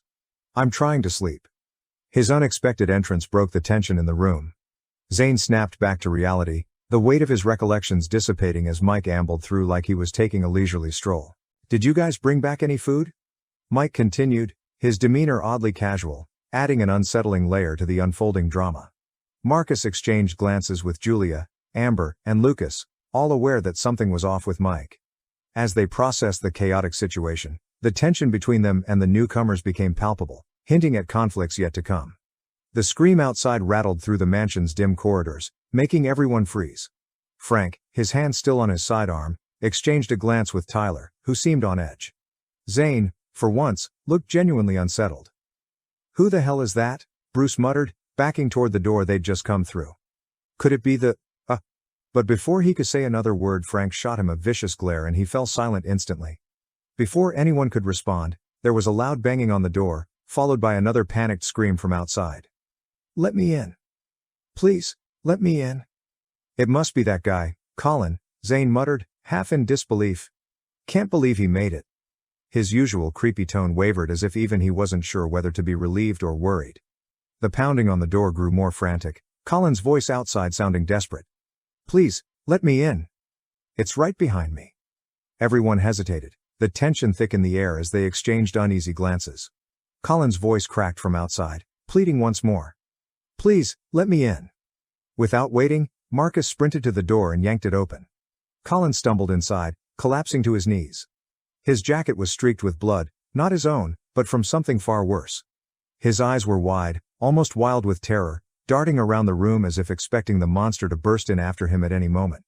His face, pale and twisted with fear, told the story of the horror he'd barely escaped. Breathing heavily, Colin looked up, his voice shaky. It's still out there. Thank you, Colin repeated, barely able to catch his breath as he clutched his bloody jacket. His eyes flicked to the door behind him, still full of fear. It's out there, he said, voice trembling. I barely made it. Frank stepped forward, his expression both surprised and skeptical. We thought you were a goner, Colin. How the hell did you get away? Just before we first saw the monster, you were gone. We didn't know what happened to you. How did you escape? Colin swallowed hard, his hands shaking. I don't even know. One minute I was with you guys, the next. That thing came out of nowhere. I ran, hid in the village. It must have lost track of me for a second, long enough to find my way here. He looked up at them, still panting. I thought I was dead. So, he's with you guys? Marcus asked, his gaze sharp as he looked over at Frank and the others, trying to figure out if Colin was really part of their group or if he might be another unpredictable element, maybe even a threat. His instincts, honed, told him to stay cautious, especially given everything they'd encountered so far. Frank nodded, though his face showed a mix of relief and lingering doubt. Yeah, he was with us before everything went to hell. But? Frank hesitated, glancing at Colin. It's hard to say what happened out there. Marcus's eyes narrowed as he studied Colin. Something felt off. So, he's not one of yours? He asked again, this time with more suspicion in his tone. Frank shook his head slowly. No, not really. We came across him by chance before things went sideways. Thought he was just another survivor like us.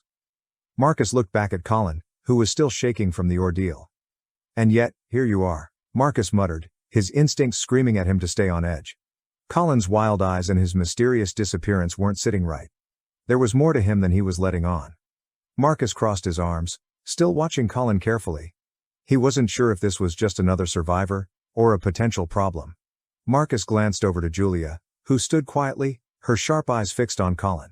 She was already in her element, studying him without saying a word, reading every subtle movement, every flicker of his expression. She was building a profile of him in her mind, something she did instinctively, almost without realizing it. Marcus turned back to Colin, his gaze hard but measured. Well, you're safe for now, he said, though the edge in his voice suggested that safety might be conditional. Later that same day, everyone sat around the dimly lit room, exhaustion weighing heavily on them. Shadows danced along the walls as the faint light flickered, and the tension of the earlier encounter lingered in the air. They were all tired, none of them having slept much since arriving at the mansion, and hunger gnawed at their stomachs, adding to the discomfort. Colin, still shaken from his ordeal, sat slightly apart from the group, while Frank, Zane, Tyler, and Bruce exchanged hushed words, their earlier bravado now dimmed. Marcus and Julia shared a look, silently assessing their situation, the day's events hanging over them like a dark cloud. It was clear that survival in this strange place would require more than just physical strength.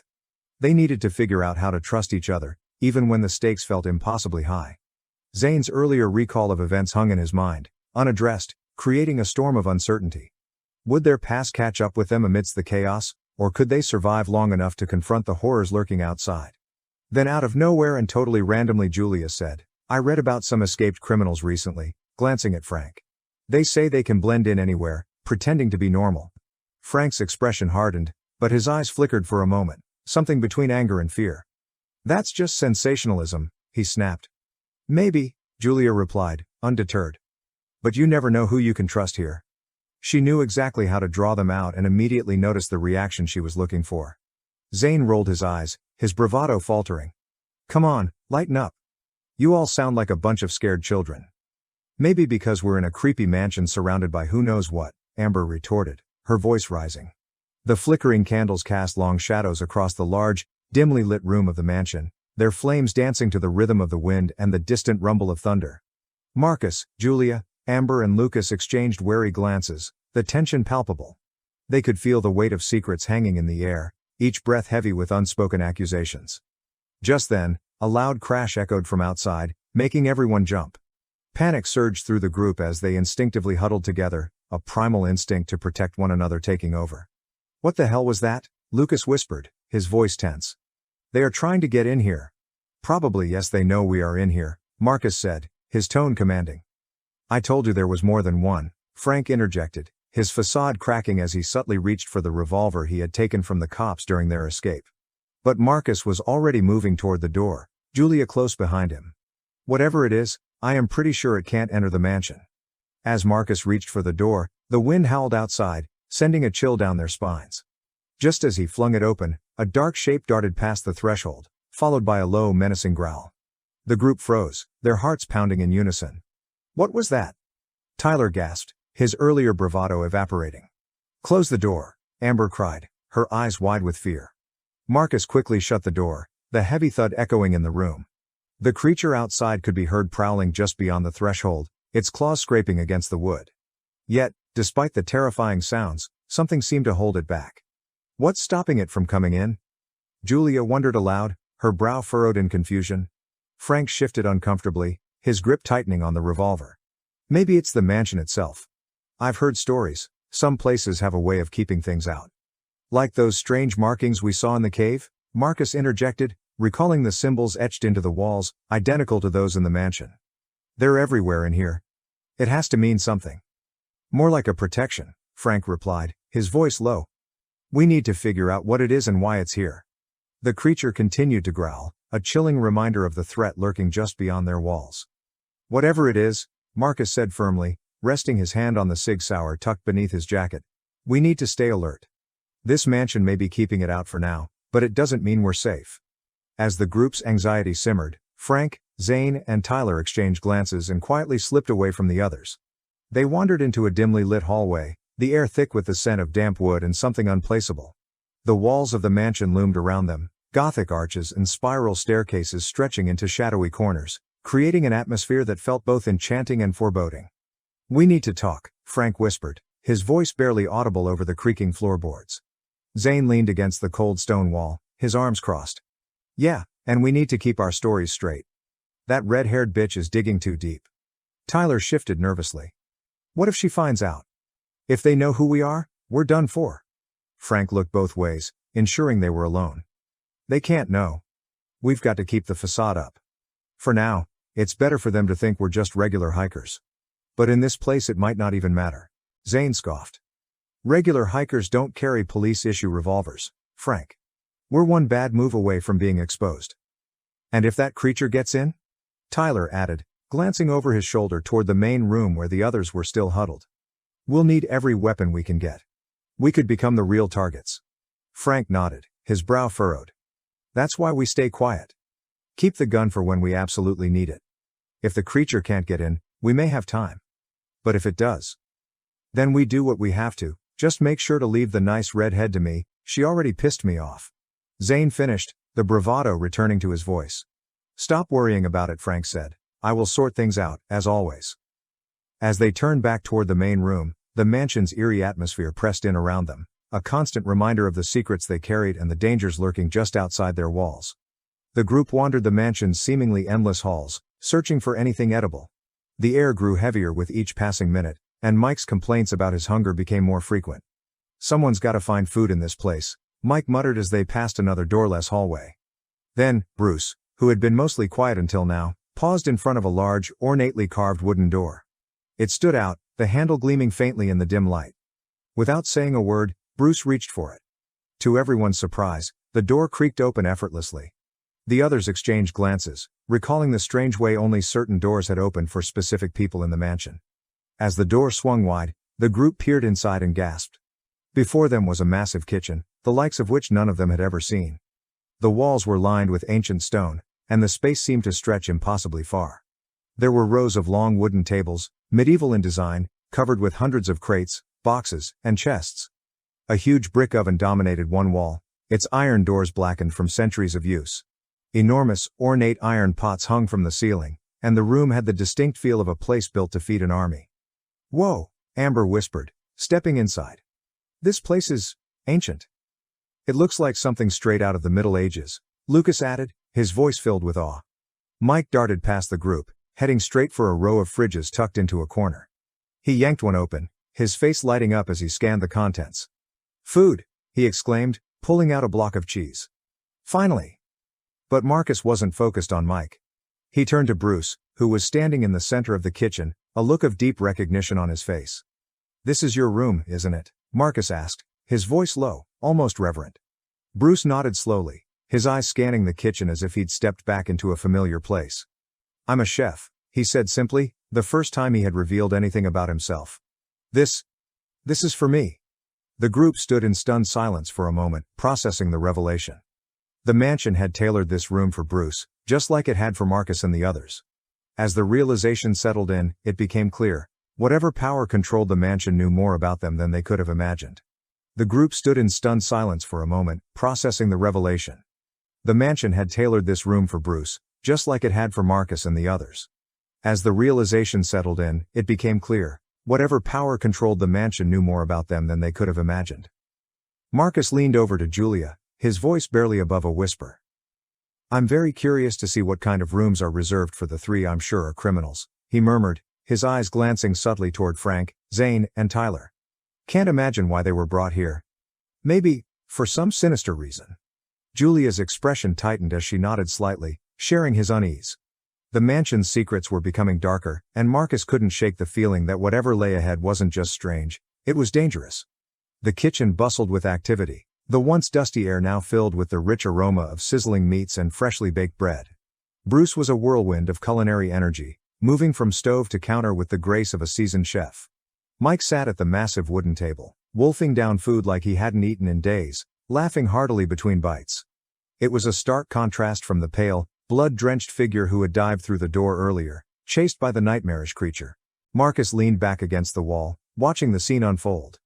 It was hard to believe that Bruce, pale and trembling when they first saw him, had completely transformed. And Mike, who had been stumbling around in a daze for hours, seemed fully alert now, more at ease than anyone else in the group. The two of them had become fast friends, as if the horrors outside had never touched them. Mike was grinning, his face flushed with warmth. "Man, Bruce, where have you been hiding all this time? You could have been running a 5-star restaurant," he said between mouthfuls of roasted chicken. Bruce chuckled, looking pleased with himself as he stirred a pot of stew. "Just doing what I do best, I guess. This place is stocked to the brim with everything we need. Might as well make the best of it." The scene felt surreal. Only hours ago, Bruce had been drenched in blood, barely escaping the thing outside. Now, it was as though he'd forgotten it all. Marcus exchanged a look with Julia, who was sitting quietly, her eyes fixed on Mike. She hadn't touched her food. Mike seemed fine, more than fine actually. He was vibrant, full of life again. But that's what unsettled her the most. He'd been so out of it earlier, his mind scattered, talking about hallucinations and being hunted by bizarre creatures. And now, it was like he'd never gone through any of it. Her thoughts drifted back to the small bottle of pills they had found in one of the rooms. Medication, possibly something to help with whatever had been going on with Mike. But the more she thought about it, the more it bothered her. Was it really his medication, or had someone else been feeding it to him? Julia's skin prickled as the thought took root. Mike hadn't even mentioned the pills. In fact, he'd acted like none of it had ever happened. The eerie calm that now surrounded him, the way he had seamlessly integrated with Bruce, it was unsettling, to say the least. Marcus caught her eye, raising an eyebrow. She leaned over, her voice barely a whisper. "Do you think that medication was his? Or did someone drug him?" Marcus frowned, considering the idea. "You've got a point. The way he flipped from one extreme to another, it doesn't add up." Julia nodded, her unease deepening. If Mike had been drugged, by who and why? The mansion was already playing tricks on them, warping reality in ways they couldn't explain. She couldn't shake the feeling that this was part of something larger, something far more dangerous than they had yet realized. As Mike and Bruce continued their feast, laughing and trading stories like old friends, Julia felt a chill run down her spine. This mansion, with its tailored rooms and strange, shifting atmosphere, wasn't just a refuge. It was a trap, a carefully designed one, and they were all caught inside.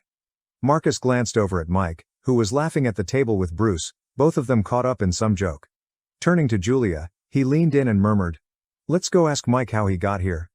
We haven't had a chance to talk to him yet, and now that he's all better, we might get some info out of him." Julia nodded, curiosity flickering in her eyes. "Good idea. Maybe he'll actually remember something useful now?" They walked over, joining Amber, Frank, and Lucas, who were already drawn in by the laughter. Marcus pulled out a chair, settling in next to Mike, who grinned up at him. Marcus tilted his head, a friendly smile softening his tone. "Mike, how did you get here? Were you hiking too?" Mike's eyes widened in surprise as he laughed. Did I not tell you? I have no idea. I thought I was still in the Bahamas. Everyone at the table laughed, exchanging looks of amusement and confusion. Julia, hiding a smirk, chimed in. Then how on earth did you end up here? Mike shrugged, chuckling. I told you, I don't know. All I remember is being at a party on a friend's yacht, then boom, I woke up in this mansion.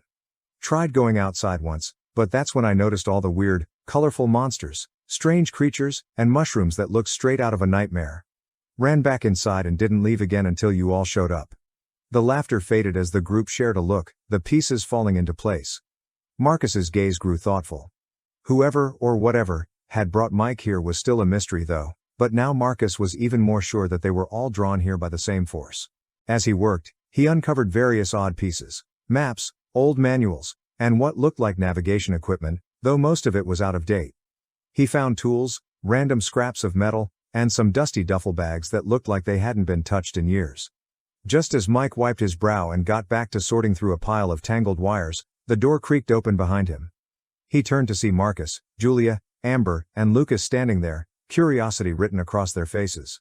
What's all this? Marcus asked, stepping in first, his eyes darting around the cluttered room. Another treasure trove? Mike shrugged nonchalantly. Nothing like your gear stash, man. Just a lot of junk. Amber wandered over to one of the desks, picking up a few scattered objects and turning them over.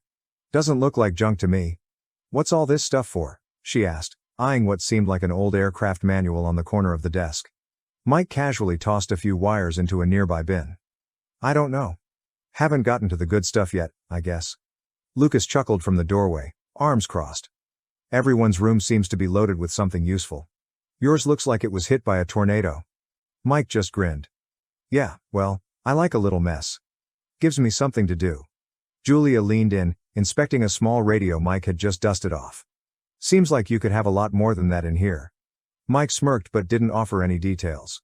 We'll see. As the group stood around, examining what little they could make sense of, Mike continued clearing the room, knowing full well they'd start asking more questions soon enough. But for now, he was happy to keep them. Lucas, leaning against the doorframe, raised an eyebrow as he scanned the room again. What on earth could your specialties be, with a room like this? Mike laughed, not looking up from the pile of tangled cords he was sorting through. Specialties? I don't have any, he said, his grin widening. I'm a genius, so I'm good with everything. The group exchanged glances, waiting for the punchline. But when Mike didn't follow up with a laugh, they realized he wasn't joking. He kept working as if his statement were the most natural thing in the world, tossing aside broken parts and mumbling to himself. Then, almost as an afterthought, he added, I'm a pilot though. I can fly anything there is to fly. The casual way he said it caught them off guard. Julia blinked. A pilot? Yeah, Mike said, brushing dust off his hands. Cargo planes, small jets, you name it, I'm good with all of them. Amber tilted her head. That's not exactly nothing, Mike. Mike shrugged, still acting as if his skill set was no big deal. Everyone's gotta have a hobby, right? Marcus's eyes lit up with a spark of an idea after hearing Mike's casual remark. Hey, can you fly drones? He asked, sounding a bit too eager for it to be a casual question. Mike paused, looked up at Marcus with a look of disbelief, and then shook his head. Didn't I just tell you I can fly anything? His tone was dry, like Marcus had asked the most obvious question in the world. Marcus couldn't help but grin. Good to know. Marcus's mind raced with possibilities. Well, we need to find a way to the mansion roof first, he said, thinking aloud. That's the best vantage point for the drone. The others nodded, recognizing the need for elevation. There have to be stairs or something. Mike looked intrigued. There's bound to be a way up. Amber chimed in. Let's split up and search for a staircase or a ladder. We can meet back here in a bit. Mike looked up at Amber, his expression one of disbelief. You guys must not have watched many scary movies, right? He said, shaking his head. It's always when people split up that some poor fool gets his brains or other organs stolen. He glanced at Marcus, a hint of camaraderie in his tone. No thanks, I'll go with you, Marcus. At least you have a gun. Amber rolled her eyes, but there was a smirk on her face. Fine then. You two can go together, just keep your heads on straight. Marcus chuckled, appreciating Mike's practicality. Let's move then. We need to find that way up. Tyler sat on the cold floor of the mansion, his back pressed against the wall. The shadows of the dimly lit room seemed to stretch and shift, mirroring the unease curling inside him. His hands rested limply on his knees, fingers twitching as fragments of memory surfaced, unbidden and relentless. The bus rattled along the dirt road, its engine grumbling in protest. He could still feel the chains digging into his wrists, hear the muttered curses of the other prisoners. Zane had been there, sitting across from him, his eyes sharp and steady, betraying none of the tension Tyler felt. A pit had grown in Tyler's stomach, a deep sense of foreboding that he couldn't shake. Then it happened. The explosion. The bus lurched violently, throwing him against the seat in front of him. Metal screamed as the vehicle tipped onto its side, grinding into the dirt. The world had tilted with it, sending Tyler crashing into a tangled mess of limbs and chains. Gunfire erupted. Tyler's throat tightened as the memory dragged him under. Carl's screams rang out, raw and desperate, cutting through the chaos. Tyler could see him pinned beneath the overturned bus, one arm reaching out, his face contorted in agony. "Help me," Carl had pleaded. Tyler had tried. He wanted to, but the gunfire was everywhere. Zane's sharp commands echoed in his ears, urging him to move, to focus, but all Tyler could do was stare, frozen, as the bus shifted again. The sickening crunch of bone and metal sent bile rising in his throat. Carl was gone. Then there was Hank. He'd made it out, scrambling into the open, only to be cut down by the police. Tyler could still see the blank stare in Hank's eyes as the bullet struck, the way his body crumpled to the ground like a broken doll. It was chaos. Screams. Blood. Death. And Tyler he'd frozen. The shame burned as hot as the fear that had gripped him that day. His legs had locked up, his breath had come in short, frantic gasps, and his mind had screamed for him to move. Zane's voice had finally broken through, sharp and unyielding. "Get up, Tyler. Now."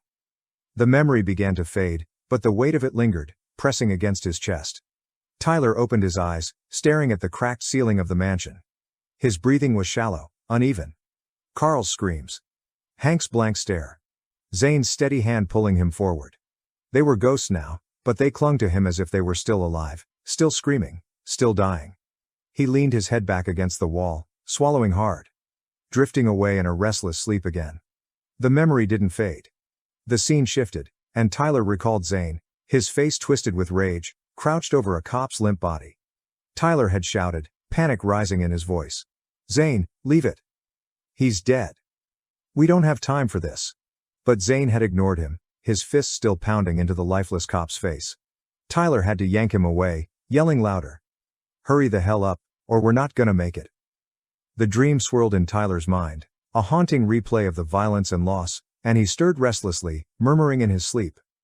Mike wandered through the dimly lit hallway, his eyes scanning the room absent-mindedly. As he passed where Tyler was slumped against the wall, he heard a faint mumble. Mike paused, then grinned as he realized Tyler was talking in his sleep. Without thinking twice, he gave Tyler's leg a quick kick. "Wake up, man."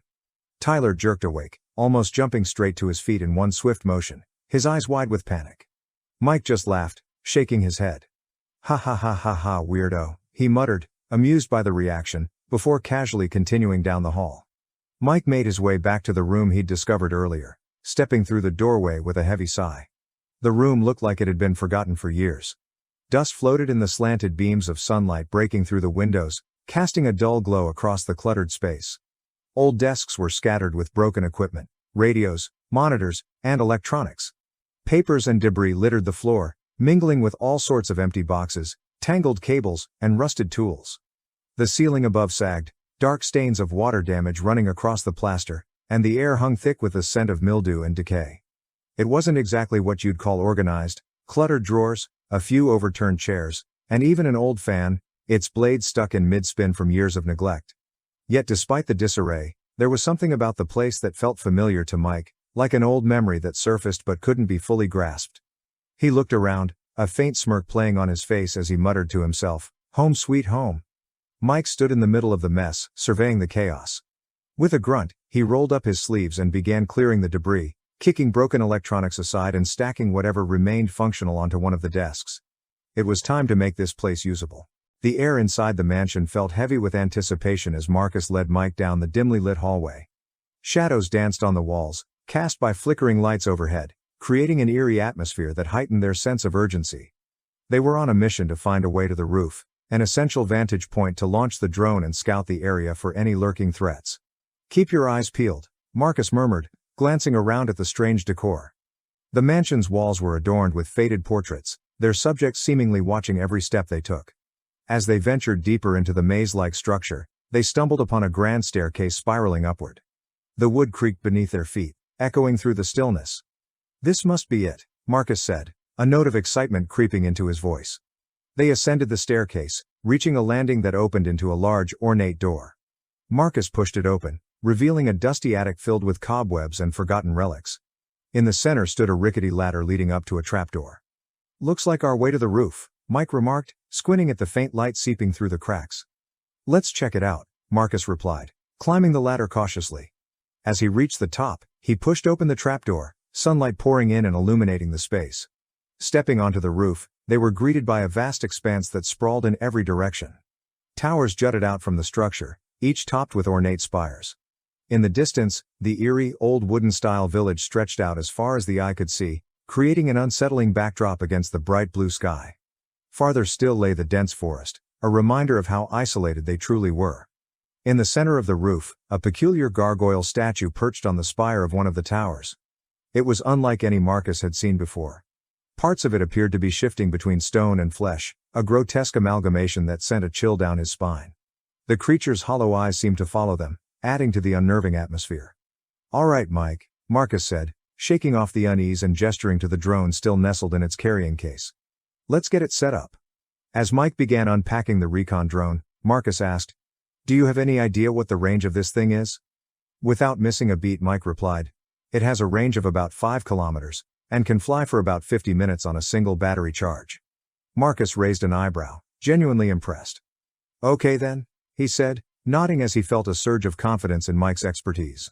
As Mike finished unpacking the drone, Marcus scanned the horizon, his instincts on high alert. He couldn't shake the feeling that they were being watched, and he wondered how long it would be before the others joined them. "Check this out," Mike said, glancing over at Marcus as he fiddled with the controls. "The drone's locking onto satellites just fine, but none of our cell phones are working at all. It's really strange." Marcus frowned, peering down at his own phone, which remained stubbornly dead. "That doesn't make sense. You'd think we'd at least have a weak signal here." Mike nodded, looking out over the eerie landscape surrounding the mansion. "Exactly. It's like something's blocking the signals, like we're cut off from the outside world." Marcus sighed, rubbing his temples. "Great. Just what we need." Once the drone was set up, Mike looked at Marcus, curiosity flickering in his eyes. "So, how do you want to proceed with the drone?" Marcus considered for a moment, scanning the horizon once more. "How about a short flight? Just a general look around in a 360-degree sweep. I want to see what the nearby buildings might hold and start mapping things out." "Sounds good," Mike replied, his fingers deftly maneuvering the controls as he prepared the drone for takeoff. "I'll keep it low to avoid detection, but we'll get a clear view of the surrounding area." "Just be cautious," Marcus added, glancing at the distant treetops swaying in the breeze. "We don't know what might be lurking out there." With a nod, Mike launched the drone into the air. The drone whirred to life, rising gracefully before hovering at a comfortable altitude. Through the small screen mounted on Mike's controller, they watched the feed from the drone's camera, revealing a panoramic view of the village and the forest beyond. "All right, I'll start a circular flight pattern," Mike said, his focus intense as he guided the drone. The screen displayed a live feed, and they could see the dilapidated buildings that surrounded the mansion, their windows dark and foreboding. As the drone completed its first rotation, Marcus leaned closer to the screen, intrigued. "Looks like there's an old schoolhouse just a few hundred meters away. It might have some supplies." "Good eye," Mike responded, adjusting the drone's altitude slightly to get a better view. "I'll keep going. Let's see what else we can find." The drone continued its flight, and Marcus felt a mixture of excitement and anxiety. Each new structure they spotted brought both hope and uncertainty about what they might encounter if they decided to investigate. "Keep it steady," Marcus instructed, his gaze fixed on the screen. "We need as much detail as possible. This might be our best chance to learn more about what's around us." Mike nodded, completely absorbed in the task, his confidence growing as he maneuvered the drone with precision. The possibilities of what they might uncover excited him, and he was determined to make the most of the opportunity. Part 18. Analyzing the drone footage. After Mike successfully conducted the drone flight, capturing footage of the surrounding area, he and Marcus retreated to Marcus's room. The space was impressive, with a large monitor set up alongside an arsenal of military gear. The walls were adorned with maps and blueprints, all meticulously organized, making it clear that this room was designed for tactical planning. As they sifted through the equipment, Marcus couldn't help but notice how well the room was equipped for analysis. High-tech tools, communication devices, and advanced software were all readily available, tailored for someone with his military background. While reviewing the footage, Mike leaned closer to the screen, his expression shifting from excitement to concern. "There are a few structures that look like they could be shelters, but we might also find trouble," he noted, pointing out a dilapidated building in the distance that had been captured by the drone. Suddenly, Mike froze, his eyes widening. "Wait, go back a few seconds," he said, pointing at the screen. They rewound the footage, and as it played back, they saw 3 grotesque creatures moving through the trees near one of the structures, their twisted forms barely visible among the shadows. "You see that?" Mike gasped, his voice barely above a whisper. "What the hell are those things?" Marcus felt a chill run down his spine. He had never encountered such creatures before. As they analyzed the footage, he contemplated the possibility that Mike was brought to the mansion specifically to assist him. "There's hardly anything in your room, Mike," he remarked, trying to wrap his head around the bizarre situation. "It's almost like the place is set up for me, and you? What do you think that means?" Mike shrugged, his earlier excitement replaced with tension. "I don't know, man, this whole place, it is just too weird. But those creatures? They're not just random. They're stalking us." They finished reviewing the footage, and Marcus felt the urgency settle in. "We need to scout the area near that dilapidated building," he suggested. "We have to gather supplies or find a means to escape, but if those creatures are out there, we need to be careful." Mike nodded, looking pensive. Marcus stood in the doorway of the room, his eyes scanning the rows of military AR-15s, sidearms, sniper rifles, everything they could need and more. But there was a sense of unease in his expression as he turned to Mike, who was still admiring the equipment.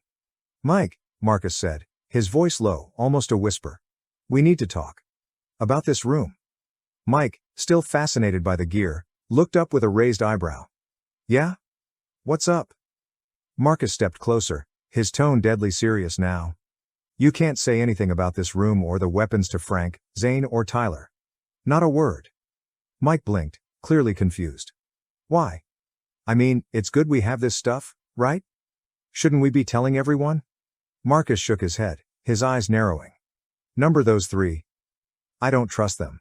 Frank's unpredictable, Zane's a creep, and Tyler, well, I don't know what he's capable of yet, but I'm not willing to take any chances. Myself and Julia are almost 100% sure they are the escaped criminals we heard about. But haven't got enough to prove it. Not yet. If they find out about this gear, we lose any advantage we have." Mike shifted uncomfortably, realizing the gravity of Marcus's words. "So what's the plan? We just keep this hidden?" "For now, yes," Marcus replied, crossing his arms. "We'll only use what we need and keep the rest locked up. If they find out, it could get dangerous, fast." Mike nodded slowly, understanding the weight of the situation. "Got it, I won't say a thing." Marcus gave a short nod of approval but kept his gaze on Mike, almost testing his resolve. "Good. Because if this gets out, we lose control. And we can't afford that, not with them around." As Mike went back to inspecting the drone, Marcus stood quietly for a moment, his mind racing. He had seen enough in his life to know that trust could be fatal. And in this mansion, with those 3 criminals lurking around, he couldn't afford to take any risks. He had to protect the gear. Marcus couldn't shake the feeling that he was being watched. He sensed an eerie connection between the mansion's tailored rooms and the choices made for him and his team. Was there a deeper purpose behind it all? Were their fates intertwined with the dark mysteries surrounding them? With determination, they gathered their gear and steeled themselves for the next phase of their exploration, knowing that the threats outside were very real. Mike nods, his expression turning serious as he processes the plan. "That sounds good. Just let me get the drone ready first," he replies, walking over to the equipment area where Marcus had found the Sky Ranger.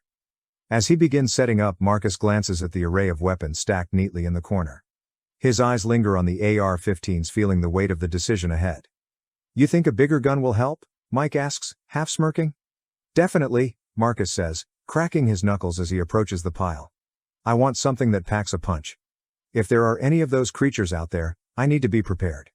He picks up an AR-15, feeling its heft in his hands. "This will do for now, but I'll keep an eye out for something better." As Mike calibrates the drone, He glances at Marcus and raises an eyebrow. You sure about this? We don't know what we're up against out there. Marcus gives him a confident nod. That's why we're scouting first. Better to know what's out there before we go rushing in. He feels a rush of adrenaline, ready for whatever comes next. As Marcus scans the weapons in the corner, his eyes suddenly lock onto an AR-10. He pauses, instinctively feeling that this is the one he needs. Grabbing it with both hands, he turns to Mike with a grin. Forget the AR-15, this is better. Can't believe I did not see this one. Mike glances over, his interest piqued. Why's that? Marcus hefts the AR-10, feeling the solid weight and balance. It shoots a bigger round, 7.62 millimeters.